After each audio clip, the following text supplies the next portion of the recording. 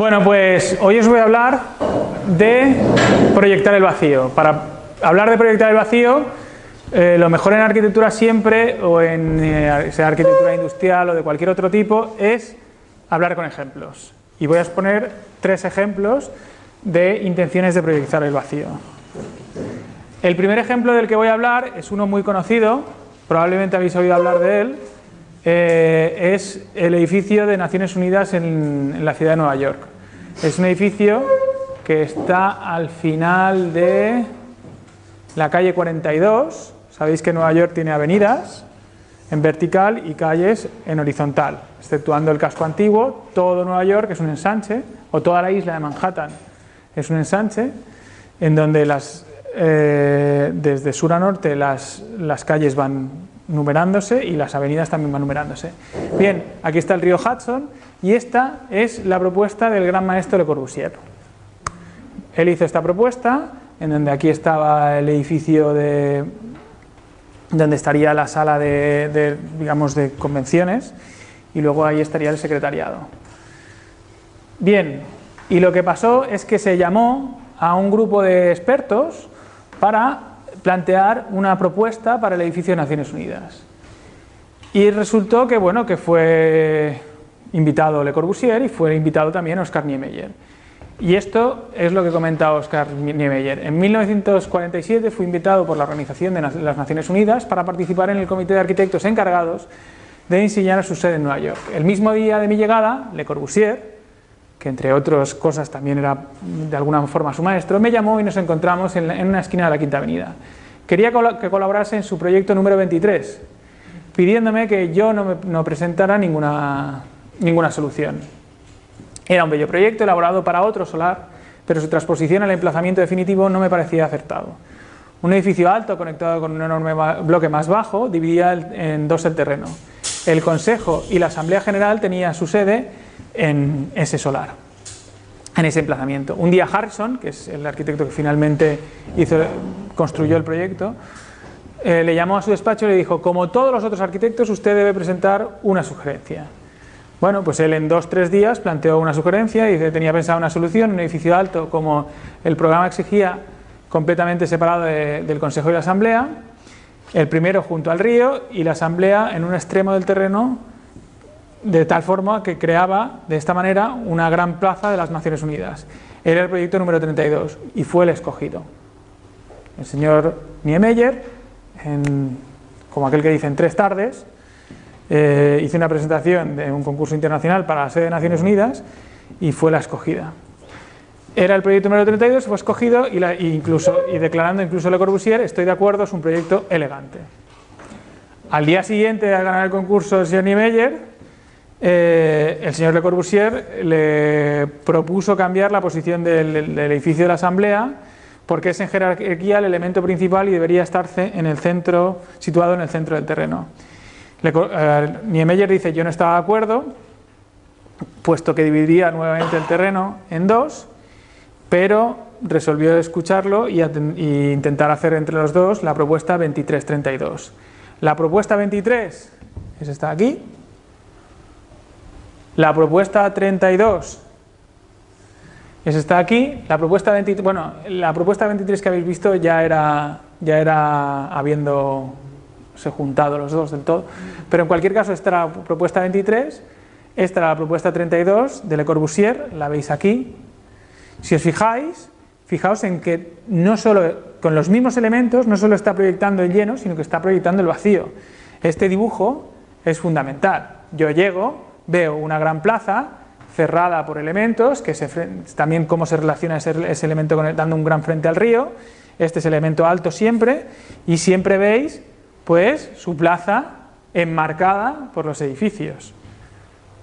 De alguna forma, Niemeyer ganó el concurso porque proyectó el vacío también.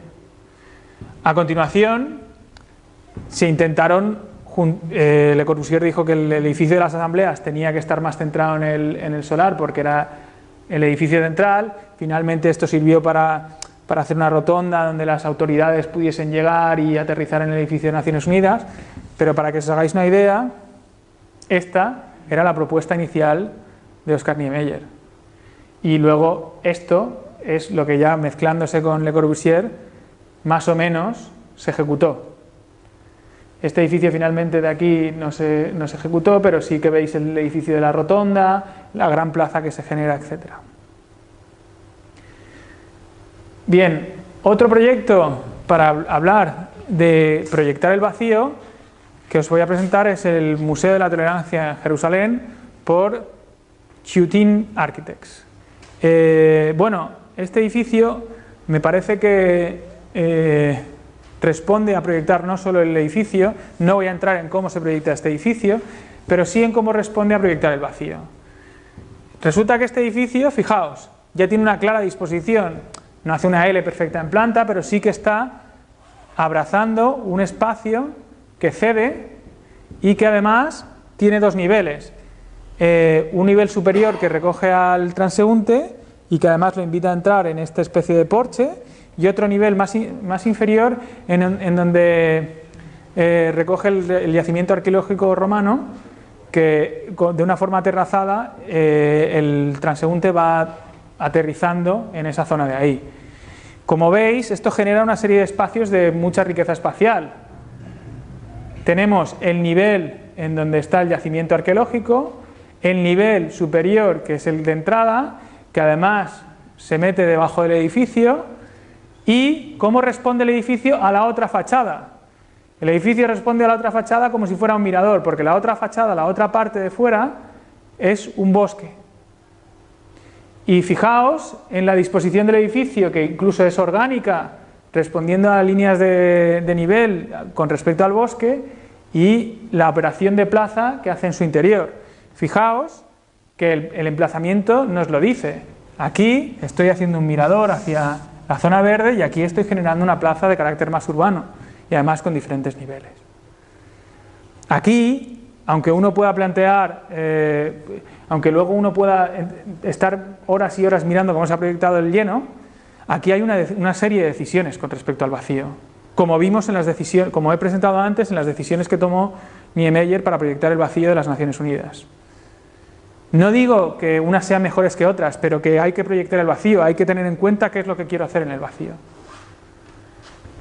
No me quiero comparar con esta gente que ganó un concurso, mi socio y yo no nos queremos comparar con esta gente que ganó un concurso, y ni mucho menos con Niemeyer y Le Corbusier, pero me siento más cómodo presentando proyectos que he hecho yo. Con mi socio Jaime Salva. Este proyecto fue una propuesta para un centro de interpretación en el casco antiguo de Palma de Mallorca. Hubo un momento en el que en este solar de aquí, paso a la diapositiva siguiente, esto es el casco antiguo, está clarísimamente marcado por las avenidas que ocupaban las murallas, las murallas que defendían lo que ahora llamamos casco antiguo. Está colocado justo aquí, justo enfrente del baluarte de Sant Pere. Entonces, cuando uno llega del aeropuerto, lo primero que ve de la ciudad estaba planteado aquí ya os lo diré, el Palacio de Congresos. Luego aquí estaban planteadas unas viviendas, que políticamente se decidió que esto fuese una zona verde, y aquí se planteó un centro de interpretación del casco antiguo, es decir, una puerta de entrada para el que llegase de turista y quisiese visitar el casco antiguo. Entonces era una especie de museo que te explicaba cómo funcionaba el casco antiguo, y aparte tenía otra parte del programa que era una incubadora de empresas. Entonces tenías una zona de bar, una zona de museo, etc. Pues aquí se tomaron una serie de decisiones para proyectar el vacío. Fijaos en el edificio. El edificio tiene diferentes niveles y que contestan al vacío. ¿Cómo contestan al vacío? Pues os explico un poco el proceso de llegada al edificio. Pues uno llega con su autobús de turistas y aterriza en la explanada. En esa explanada, el autobús, tienes aquí una parada para bajar, automáticamente el autobús se mete en el parking de autobuses que está en la planta sótano y se queda allí esperando a que tú hagas tu visita o solo al museo o al museo y al casco antiguo. El museo se produce en donde aterrizas, en este plano de aquí que discurre por debajo. Y luego, si quieres ya, puedes por rampas o por la escalera que se te produce aquí, por rampas relativamente agradables, que solo cogen la pendiente de la calle, pues accedes a la zona de bar, etc. El proyecto, como veis, tiene dos volúmenes claramente, que ya solo la propia envolvente nos está diciendo que se abre a la llegada del turista y que se abre al mar, ¿de acuerdo?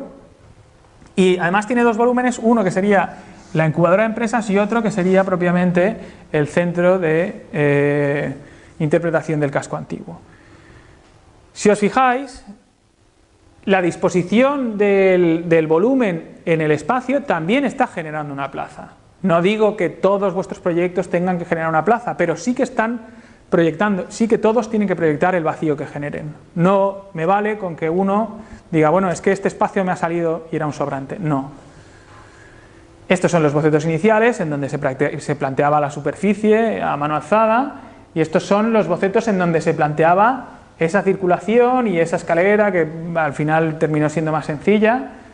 Pero otras cuestiones que quiero que veáis de este proyecto es, bueno, la planta en donde entraban los autobuses, aparcaban y se iban, esos radios de giro que necesitaban un autobús, etcétera, todo planteado.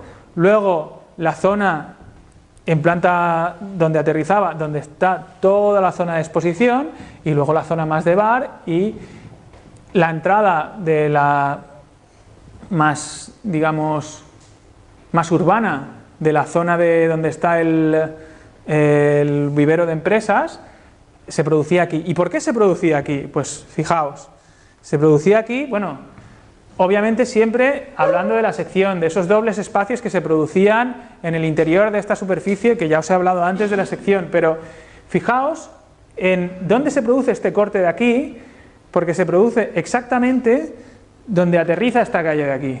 Es decir, a través de este espacio uno se encontraba algo, respondíamos a las ciudades de alguna forma. ¿Me explico? Una ciudad que, como comentaba el profesor de la Fuente el otro día, está abocada al mar. Aquí había una transparencia que a través de ella uno podía llegar a ver el mar, y que el acceso de la zona, digamos, más de diario de la gente que iba a trabajar en la empresa se producía en el final de esta calle. Luego también se ven en las diapositivas dos formas de hacer ciudad, una antigua forma como una barrera y esta forma que hace ese quiebro para permitir esa visual final. Entonces pensad que todos los espacios están respondiendo a algo. Ya no digo que el cajetín tenga que ser la forma del proyecto, pero sí que fijaos que aquí el vacío está en principio tan proyectado como lleno. Y es básicamente lo que quiero que veáis de esta presentación, que el vacío se proyecta también. Gracias por atender. ¿Alguna duda? ¿Se entiende que se producen como... Además, bueno, pensad que el casco antiguo es una muralla con un foso por fuera, entonces se intentaba emular un poco esa sensación de paso por una pasarela que pasa por encima de una lámina de agua. Entonces, bueno, todo eso, de una forma relativamente poética, también se intentaba reproducir. ¿Alguna duda? Los diseños y los radios de los diferentes edificios. ¿Perdona? Los diseños del edificio. Sí. La curvatura que tienen, los diferentes radios que tienen, ¿responden a algún motivo o no simplemente a algo artístico? No, a ver, los radios de curvatura, etcétera, como en este aquí, no responden a una voluntad formal de intentar buscar algo que estéticamente en aquel momento nos parecía adecuado. ¿Vale? Lo dices porque es difícil contestar que te pueda gustar o no el edificio.